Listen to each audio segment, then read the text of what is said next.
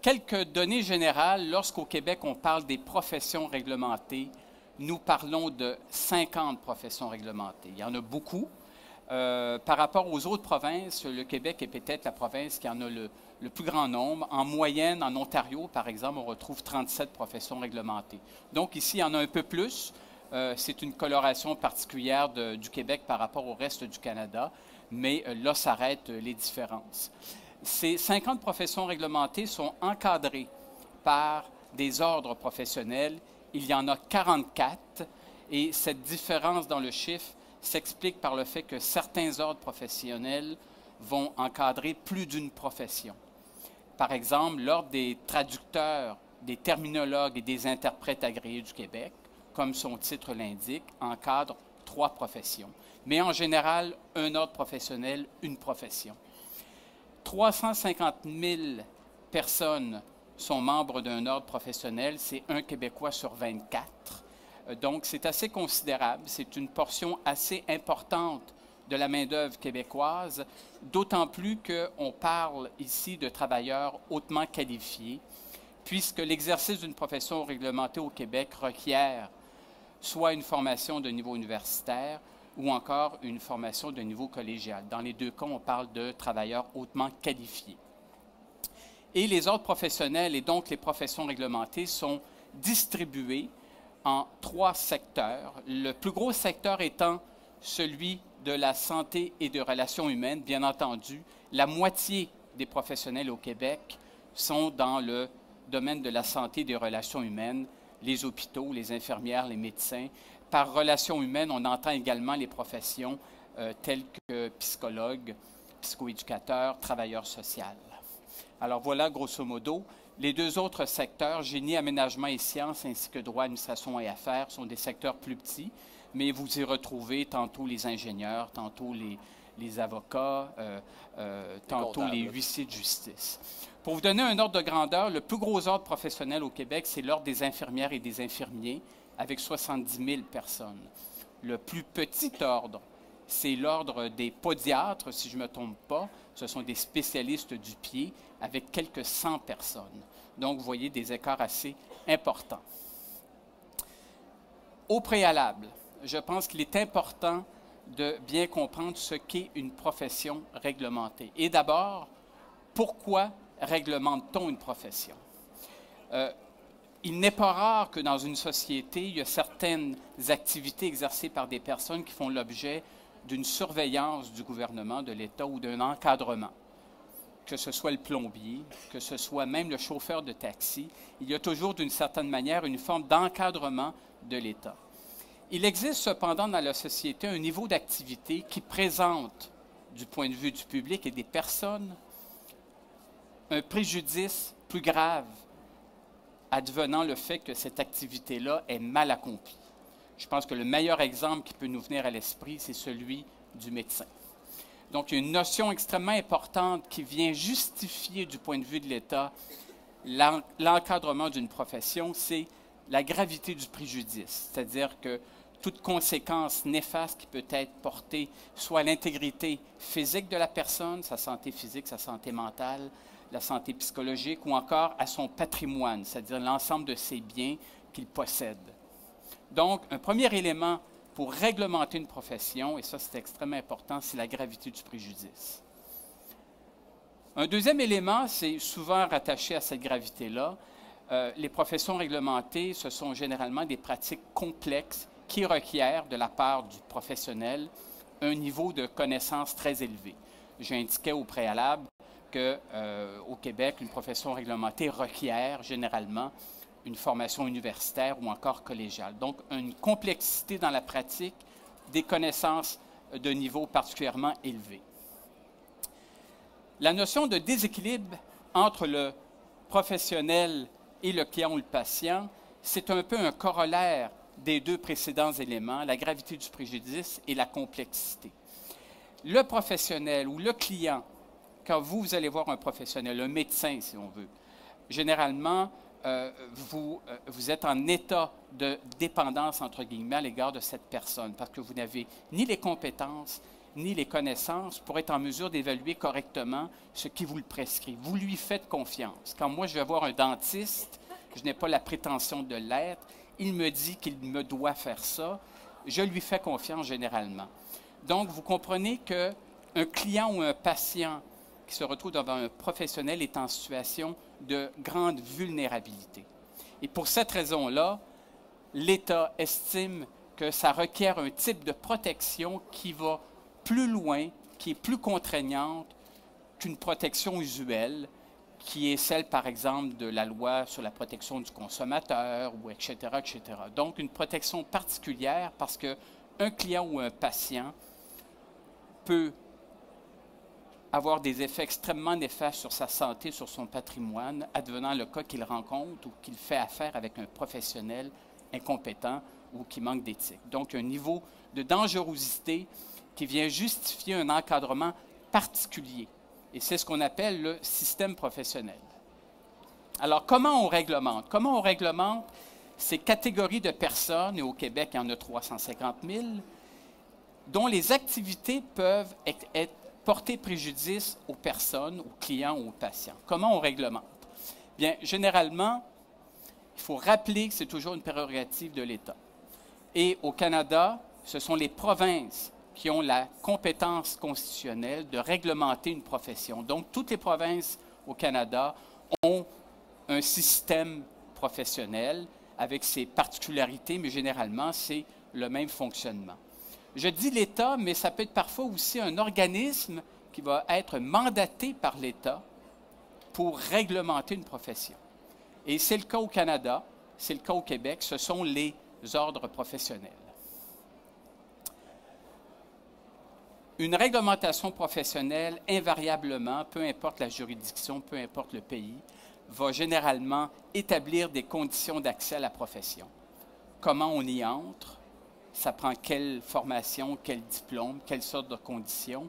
Et généralement, cette réglementation-là va également déterminer à quelles conditions on peut se maintenir dans la profession. Par exemple, un professionnel, un médecin, un comptable, doit rencontrer tout au long de sa carrière professionnelle, ça peut être 20, 30, 40, 50 ans, doit rencontrer certaines exigences de formation continue. Ou encore, il fait l'objet d'une surveillance périodique dans ce qu'on appelle l'inspection professionnelle. Donc, conditions d'accès et de maintien. Et encore là, j'insiste pour dire qu'on est dans un système de protection et d'encadrement qui est plus élevé que la moyenne, beaucoup plus contraignant. Un autre élément, les valeurs de base du système professionnel. J'évoquais tantôt la gravité du préjudice. J'évoquais également la complexité des pratiques. Eh bien, tout cela appelle à une première valeur de base qui est la compétence. Généralement, l'ordre examine un dossier en se posant la question, cette personne a-t-elle la compétence pour exercer la profession? Une deuxième valeur qui est la probité. La probité, c'est une notion éthique, c'est agir de manière juste, agir de manière droite. Et pour cause, parce que je vous rappelle qu'un client ou un patient qui fait affaire avec un professionnel est dans une situation de vulnérabilité. Ce qui veut dire qu'on exige du professionnel un comportement exemplaire en termes de relations, un comportement exemplaire en termes de comportement éthique.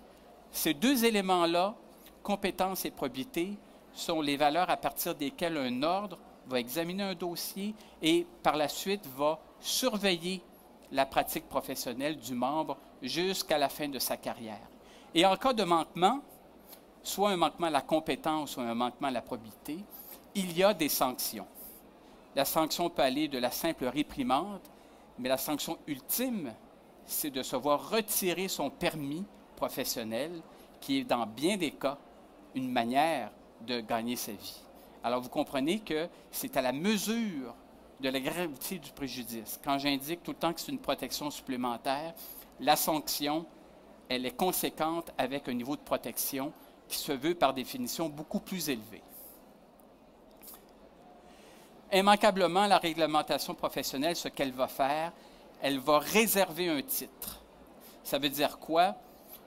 Le titre d'ingénieur, par exemple, est un titre réservé ça veut dire qu'une personne ne peut se déclarer ingénieur à moins d'être membre de l'ordre. Autrement, elle est dans l'illégalité. Donc, la réserve du titre, et c'est une manière pour le public de distinguer les vrais des faux professionnels, de ceux qui prétendent l'être et de ceux qui ont reçu, en quelque sorte, la sanction de leurs compétences qui s'exprime par le permis professionnel. Une autre réserve, c'est réserver un acte ou encore un acte, une activité exclusive. Certaines professions, le législateur a décidé qu'elles étaient encore plus dangereuses que d'autres en termes de préjudice.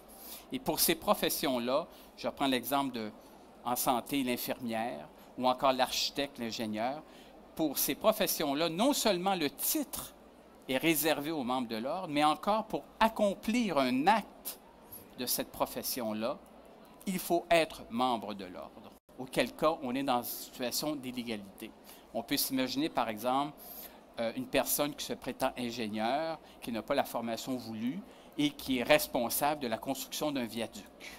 Il pourrait y avoir des problèmes. Alors, encore là, le niveau de dangerosité peut justifier l'État de rendre exclusif à cette catégorie de professionnels l'exercice de certains actes. Alors, au Québec, comment se matérialisent ces principes-là que je viens d'évoquer? Gravité du préjudice, valeur, compétence, probité, etc. Au Québec, il y a une loi cadre, et c'est ce qui nous distingue des autres provinces, une loi cadre pour toutes les professions, les 50 professions que j'ai mentionnées, et donc pour les 357 000 professionnels, et ça s'appelle le Code des professions, qui est une loi qui a été adoptée en 1973 et qui a été entrée en vigueur en 1974. Cette loi crée les ordres professionnels. Elle édicte, dans un de ses articles, que la principale fonction de l'ordre, c'est d'assurer la protection du public. Elle confie aux ordres professionnels, en fait, elle leur délègue, cette loi, elle délègue de l'État aux ordres la tâche de contrôler l'exercice d'une profession. Alors, ça veut dire quoi? Les ordres professionnels, ce sont l'ensemble des praticiens dans une profession donnée. Prenons l'exemple, je pourrais prendre l'ordre des urbanistes, qui regroupe des urbanistes. La loi confie à ce regroupement des urbanistes qu'est l'ordre la tâche de contrôler l'exercice d'une profession. Alors, ça veut dire que ceux qui surveillent l'exercice de la profession d'urbaniste, ce sont eux-mêmes des urbanistes. Ça, c'est un principe extrêmement important. C'est ce qu'on appelle le contrôle par les pairs. Et on est donc en situation ici d'autoréglementation. Ce n'est pas un ministère, ce n'est pas un fonctionnaire, ce n'est pas un ministre qui dicte la manière d'encadrer la profession d'urbaniste. Ce sont les urbanistes eux-mêmes qui reçoivent ce pouvoir de l'État. On est en situation de délégation et donc les ordres ont une autonomie qu'on ne retrouve pas dans un ministère ou chez des fonctionnaires. Et ça, c'est une caractéristique du système professionnel, non seulement au Québec, mais généralement en Amérique du Nord. Il existe des États où cet encadrement-là provient directement d'un ministère ou encore de l'État. Le choix ici qui a été fait depuis bien longtemps, ça a été de confier aux praticiens cette tâche de surveiller les autres praticiens. Alors, une situation d'autoréglementation, cela étant dit, rappelez-vous que les ordres ont été créés par l'État, ce sont des créatures de l'État, ils agissent en fonction d'une loi, et donc ils sont imputables. Ils sont imputables non pas devant leurs pairs, les autres urbanistes, pour prendre mon exemple, ils sont imputables devant l'État. Et ultimement devant l'Assemblée nationale, parce que c'est elle qui vote les lois, et c'est le Conseil des ministres qui approuve les règlements d'un ordre. Donc, cette notion d'imputabilité, elle est extrêmement importante. Alors, quelles sont les conditions au Québec, selon le Code des professions, pour exercer une profession réglementée, peu importe la profession? Première condition incontournable, détenir un diplôme reconnu. On le dit, la complexité des connaissances et la gravité du préjudice fait en sorte qu'exercer une profession au Québec, comme ailleurs en général, requiert un niveau de formation élevé. Remarquez que vous pouvez ne pas avoir le diplôme qui est requis, qui est généralement un diplôme québécois, mais vous pouvez quand même accéder à un ordre. Et c'est la situation d'une personne formée hors du Québec. Et dans ce cas-ci, le vocabulaire consacré chez nous, là, le mot magique, c'est l'équivalent. Donc, posséder le diplôme reconnu, qui est un diplôme québécois, parfois canadien, ou l'équivalent. Retenez cette notion-là parce que je vais y revenir. Je vais y revenir dans la suite de mon exposé. Une deuxième condition, et là, ça varie d'une profession à l'autre, il faudra, en plus d'avoir le diplôme ou l'équivalent, il faudra satisfaire des conditions qu'on dit supplémentaires. Il y a peut-être à peu près la moitié des professions réglementées qui exigent des conditions supplémentaires. Qu'est-ce qu'on entend par là? Eh bien, je prendrai l'exemple des avocats. Pour être avocat, il faut avoir un diplôme en droit, première condition. Deuxième condition, il faut suivre une formation professionnelle complémentaire d'1 an donnée par le Barreau du Québec. Alors, cette formation complémentaire, elle est ici une condition supplémentaire. Un deuxième exemple, dans une profession de la santé, souvent, en plus du diplôme, il faut faire un stage dans un établissement, dans un centre hospitalier, par exemple. On parle ici d'une condition supplémentaire. Enfin, troisième condition, la Charte de la langue française exige que pour exercer une profession réglementée au Québec, il faut posséder une connaissance appropriée de la langue française. Et remarquez bien les mots ici. Ce n'est pas connaître le français, c'est une connaissance du français appropriée à l'exercice d'une profession. Et encore là, le raisonnement est le suivant. La gravité du préjudice qui peut surgir d'une relation professionnelle client mal gérée peut avoir des conséquences importantes chez la personne. Imaginons que je suis blessé, je m'adresse à un professionnel de la santé, je suis en état de crise et ce professionnel n'est pas en mesure de comprendre comment je traduis mon état. On a un problème de protection du public. Alors, ce critère de connaissance de la langue française, il est aussi une des 3 grandes conditions pour exercer une profession réglementée. Qu'en est-il maintenant des personnes formées hors du Canada? Alors, rappelez-vous que la première condition, c'est d'avoir le diplôme reconnu, qui est le diplôme reconnu québécois. Alors, dans ce cas-ci, le Code des professions, donc la loi cadre, elle évoque un principe fondamental qui est celui de l'équivalence. C'est-à-dire que un demandeur peut évoquer, peut faire valoir un diplôme ou encore une formation acquis hors du Canada et demander à ce que l'ordre professionnel concerné reconnaisse cette équivalence après traitement du dossier. Cette clause-là, elle est dans le Code des professions. Le processus pour y arriver, c'est celui d'un règlement. Le Code des professions oblige chaque ordre professionnel à adopter un règlement qui est approuvé par le gouvernement et qui va établir les normes et le processus pour reconnaître une équivalence chez une personne qui en fait la demande. Donc, c'est un processus qui est rigoureusement réglementé et sanctionné par les autorités publiques. Je vais revenir en détail sur cette réglementation-là, mais ce petit diagramme vous donne une indication d'un phénomène important. Vous pouvez consacrer, malgré la petitesse des chiffres, à partir de jusqu'en 2000, les ordres professionnels recevaient environ 700 demandes de reconnaissance d'équivalence par année, généralement des demandes en provenance de personnes formées hors du Canada. À partir de 2001, on observe une augmentation continue de près de 500 % des demandes. Aujourd'hui, tout ordre confondu, on retrouve à peu près 4 500 demandes de reconnaissance d'équivalence par année.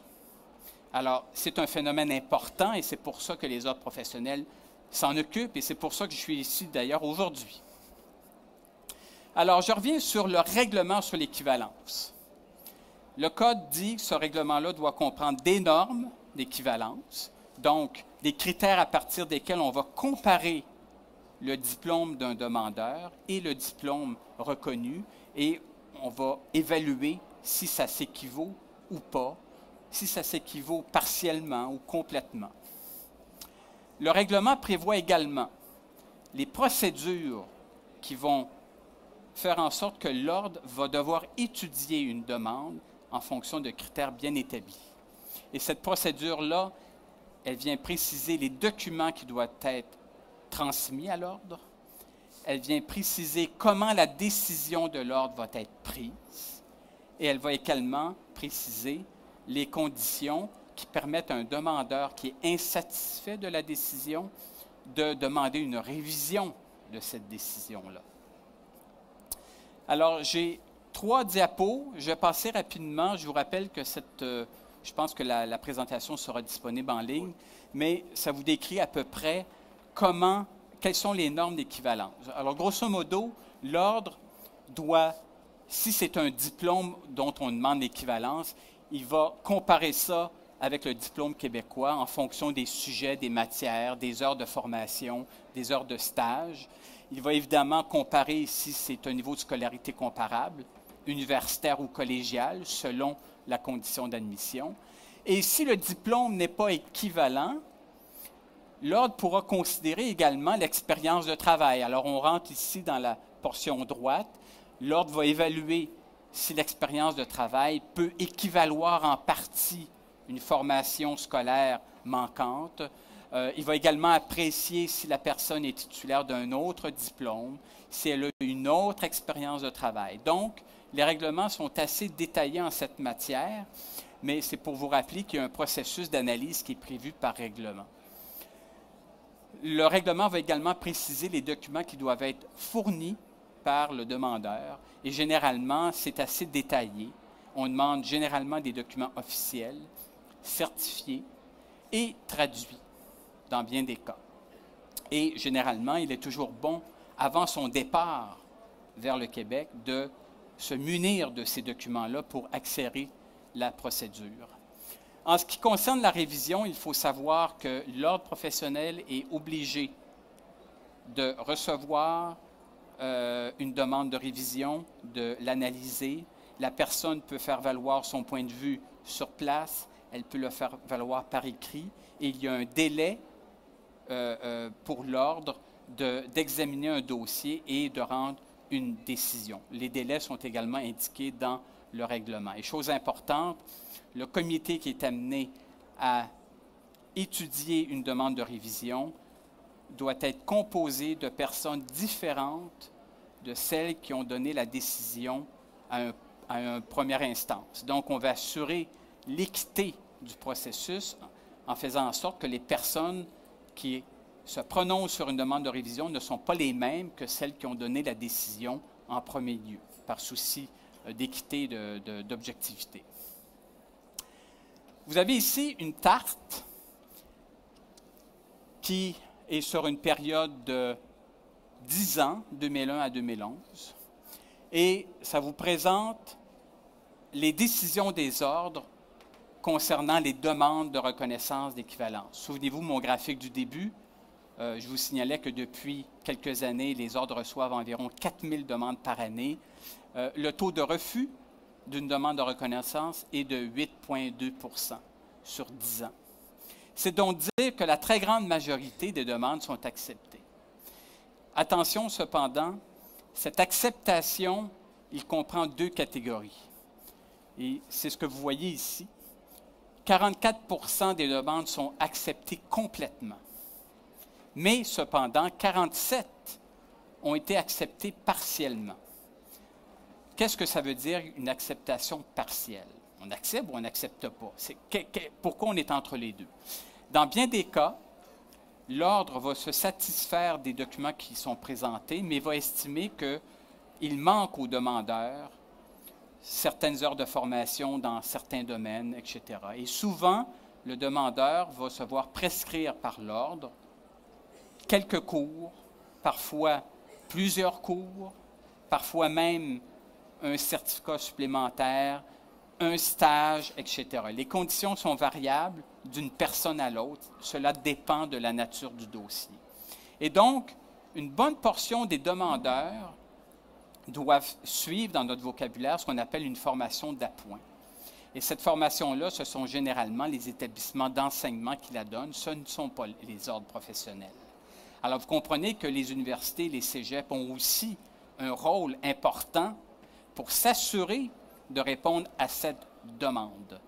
Et la situation, je dois vous dire que la situation s'améliore de ce point de vue-là, mais il y a encore des retards, de sorte qu'il peut être long et un peu hasardeux pour certaines personnes de passer à travers toutes les étapes. Il existe cependant, en plus de l'équivalence, qui est la voie habituelle pour une personne formée hors du Canada, il existe une procédure accélérée dans certains cas. D'abord, au niveau canadien, depuis 2009, suite à une entente entre les différentes provinces, il y a ce qu'on appelle une procédure de permis sur permis. Ça veut dire qu'un professionnel d'une autre province, à partir du moment où il a son autorisation, son permis de l'ordre provincial, peut demander et recevoir presque immédiatement un permis du Québec s'il en fait la demande. C'est ce qu'on appelle le permis sur permis et vous comprendrez que c'est pour favoriser une mobilité à l'échelle pan-canadienne. Depuis 2008, il existe entre la France et le Québec une entente de reconnaissance mutuelle des qualifications professionnelles qui permettent aux ordres professionnels et leur équivalent en France, sur une base volontaire, de signer des arrangements en vue d'une procédure accélérée. C'est une entente assez novatrice, la première du genre, et d'ailleurs, il y a présentement des discussions en vue d'un traité de libre-échange entre le Canada et la communauté européenne, et on va fort probablement s'inspirer du mécanisme de l'entente France-Québec pour élargir la reconnaissance des qualifications professionnelles. À l'heure actuelle, il y a des ententes signées par les ordres professionnels qui encadrent 26 professions. Vous pouvez trouver sur le site du ministère des Relations internationales la liste de ces professions, ce qui veut dire que dans ce cas-ci, ce sont des procédures accélérées. Et enfin, chaque ordre professionnel a la capacité, par le Code des professions, de sceller avec un ordre d'une autre juridiction des ententes de réciprocité. Et c'est ainsi, je vous donne deux exemples, ce n'est pas exhaustif, l'exemple des comptables et des ingénieurs. Les ingénieurs ont depuis plusieurs années signé des ententes avec l'ensemble des pays du Commonwealth, incluant Hong Kong, et je pense également avec la France, bien avant l'entente France-Québec. Les comptables professionnels agréés, c'est la même chose. Donc, ce sont des ententes de réciprocité entre juridictions différentes qui se traduisent par une procédure accélérée. Quand je dis accélérée, ça veut dire que c'est l'équivalence, mais en fast track. Il y a moins de contraintes, il y a moins généralement, il n'y a pas de formation d'appoint ou très peu, de sorte que l'obtention du permis se fait beaucoup plus rapidement et avec moins de difficultés. Comment faire une demande? Ça, c'est la grande question. Je vais vous présenter quelques trucs et astuces, en fait, non pas moi, mais je pense que c'est Samuel. C'est moi? C'est moi. Alors, bon, je passe la parole à Samuel qui va rapidement vous donner quelques trucs et astuces. C'est le temps de prendre un verre d'eau, là. Bonjour. Donc, pour faire une demande de reconnaissance d'équivalence auprès d'un ordre, c'est important, première chose, de le faire le plus tôt possible. Là, je m'adresse aussi particulièrement aux gens qui vont nous regarder sur Internet par la suite. Si les gens sont encore dans le pays d'origine, vous pouvez le faire même à partir de chez vous, avant même d'arriver au Québec. Vous pouvez faire la demande de reconnaissance d'équivalence. Ce n'est pas nécessaire d'être résident permanent, ce n'est pas nécessaire d'être citoyen pour faire la demande de reconnaissance, parce qu'à partir de ce moment-là, la seule étude qui va se faire, c'est celle de votre dossier académique, si on veut, votre dossier de formation. Ensuite, deuxième étape, vous pouvez appeler à l'ordre ou vérifier sur le site Internet de l'ordre. C'est le cas de la très grande majorité des ordres professionnels. Sur leur site, vont avoir sur la page d'accueil un onglet très clairement indiqué adressés sous diverses nominations pour candidats formés à l'étranger. Donc, à ce moment-là, vous pouvez avoir sur ce site-là toutes les informations nécessaires concernant la profession que vous désirez exercer. Et il y a aussi la fiche qui a été créée par le ministère de l'Immigration et des communautés culturelles, qui est à la fois disponible sur le site de l'Ordre et sur le site donc, du ministère, qui vous explique en détail, selon chacune des professions, selon chacun des ordres, quelles sont les étapes à respecter. Et il y a aussi certains ordres qui vont vous offrir sur leur site Internet des outils d'auto-évaluation en ligne. Ce à quoi ça sert, en fait, c'est de un peu mieux vous aider à cadrer votre situation, exactement vous situez où dans le processus. Est-ce que votre ordre a, par exemple, une entente, dont, comme parlait M. Tuat, une entente qui permet de, avec certains pays, donc il va y avoir déjà des ententes qui vont vous permettre de faciliter le processus un peu. Et donc, ça va vous donner un portrait de votre situation et aussi de vos chances de réussite, donc des chances que votre demande soit acceptée. Donc, on en présente une liste ici. C'est important de noter que c'est une liste qui est non exhaustive et ces outils-là sont en développement où certains sont établis, mais bientôt, en fait, on espère que la plupart des ordres auront ces outils-là en ligne. Deuxièmement, pas deuxièmement, mais en fait pour poursuivre, c'est important de présenter un dossier conforme et c'est pas parce que les gens qui étudient les dossiers sont particulièrement pointilleux, c'est parce que c'est un règlement qui provient du Code des professions qui indique les documents qui sont nécessaires à y avoir dans une demande, dans quel style ça doit être présenté. Donc, c'est important de le faire. La raison pour laquelle ces règlements-là ont été adoptés, c'est qu'il faut comprendre que les ordres professionnels n'ont pas tous des permanences très peuplées.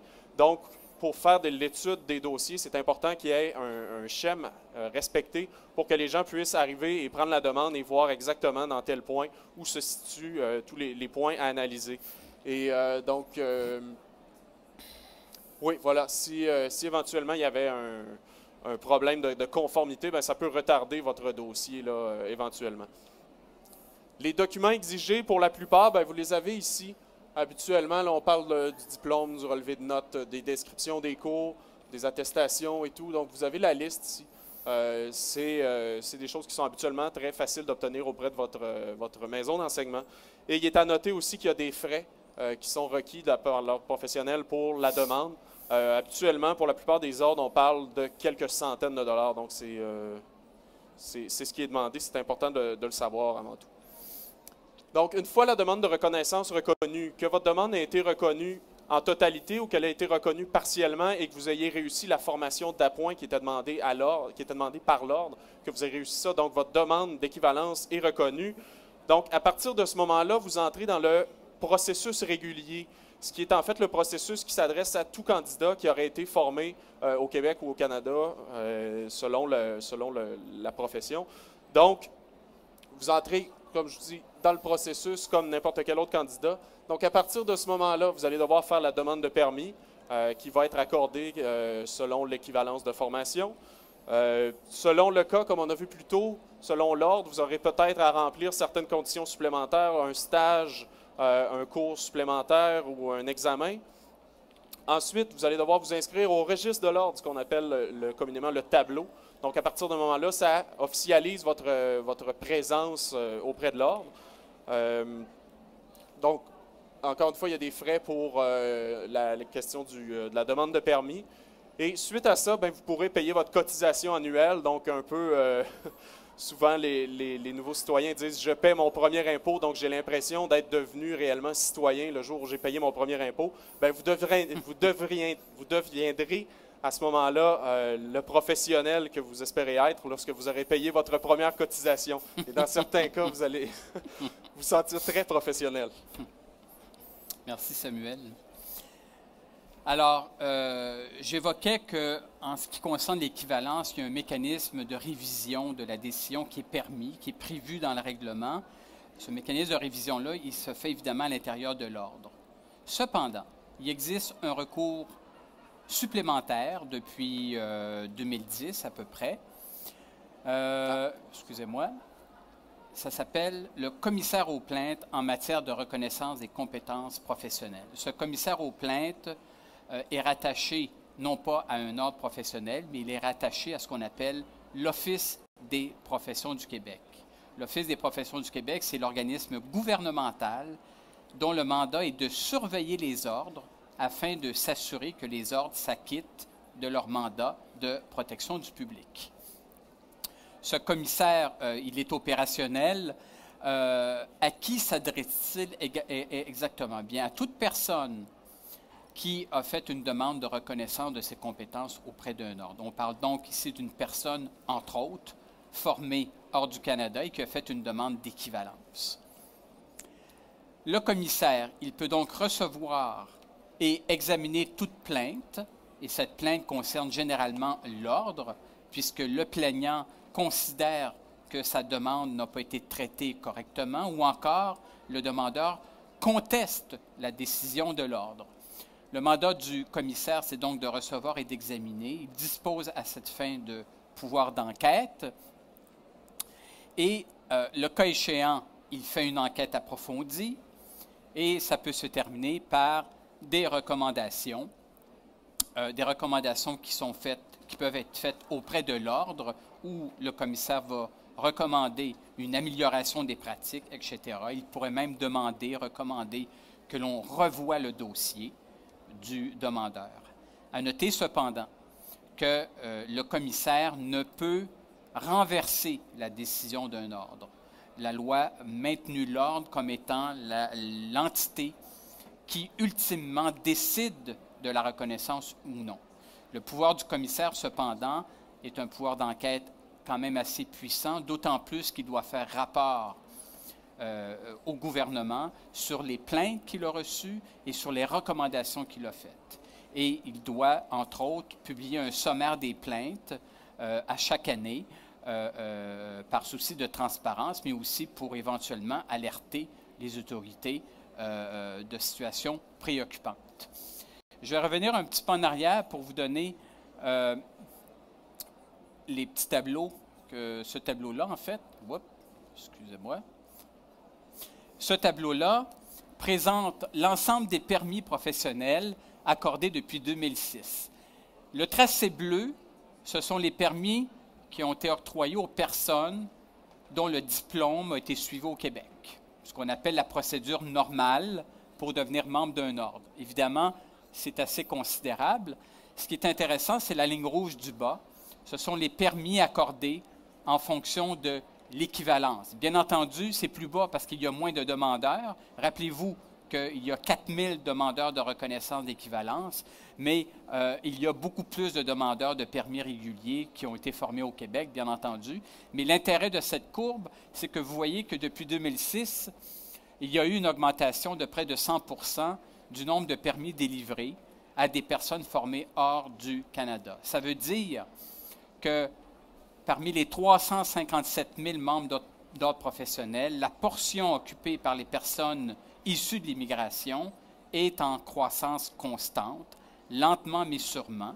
Et c'est un changement qui est fondamental. Et d'ailleurs, si je prends l'exemple de l'Ordre des ingénieurs, l'an passé, le tiers des permis ont été délivrés à des personnes qui avaient été formées hors du Canada.